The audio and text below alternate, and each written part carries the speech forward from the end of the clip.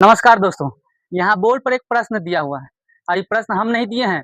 यह प्रश्न इस बार जो half yearly exam 10th class का हुआ है उसमें यह एक सवाल है और यह ऑब्जेक्टिव में दिया हुआ है। और इस तरह का प्रश्न जो है 100% आपके फाइनल एग्जाम में भी देता है। ये प्रश्न यहाँ पर देखिए, आपको दिखाते हैं। यहाँ ये प्रश्न दिया हुआ है। ये था question half yearly class 10th का। यहाँ पर ये प्रश्न है और ये एकदम आता ही आता है। अब चलिए हम इसको बनाते हैं। सबसे पहले प्रश्न यहाँ दिया हुआ क्या कि प्रथम 8 अभाज्य संख्याओं का माध्यिका ज्ञात करना। तो पहले हम अभाज्य संख्या देख लेते हैं।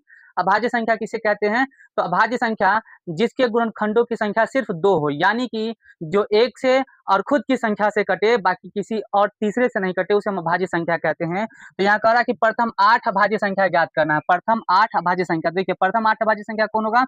यहाँ पर हम लिख लेते हैं। 2 होगा, 3 होगा, 5 होगा, 7 होगा, 11 होगा, 13, 17, 19, 1 2 3 4 5 6 7 8, 8 है।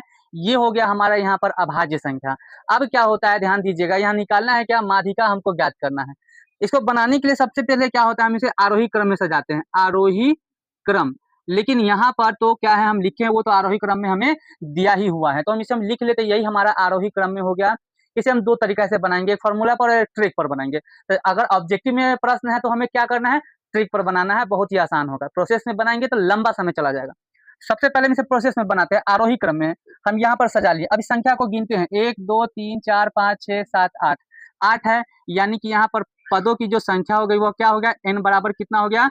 n हो गया 8। यानी कि यह क्या होता है? 8 सम संख्या होता है। ये जो 8 है ये सम संख्या होता है। और जब सम संख्या होता है तब माध्यिका निकालने का फॉर्मूला, सम संख्या के समय में जब संख्या सम संख्या हो तब माध्यिका का फॉर्मूला होता है n/2 वे पद का, n/2 वे पद तथा n+1/2 वे पद का योग होता है। अब देखिए यहाँ पर n हमारा कितना था? 8 था, तो 8/2 ये हो गया क्या? 8/2 वे पद तथा n/2, यानी कि n का यहाँ पर मान 8 हो गया, +1 वे पद।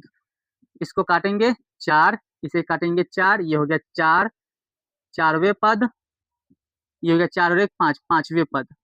अब देखिए 4 और 5वां पद में क्या होता है, इनका योग करेंगे हम। ठीक है, 4 नंबर में 1 2 3 4, चौथा पद कौन हो गया? चौथा पद हमारा 7 है और 5वां पद 1 2 3 4 5, 5वां पद 11। अब इस दोनों को जोड़ के दूसरे हम क्या करते हैं, भाग लगाते हैं। तो 11 और 7 हो गया कितना? 18/2। इसे काट देंगे तो हमारा ये 9 हो गया क्या?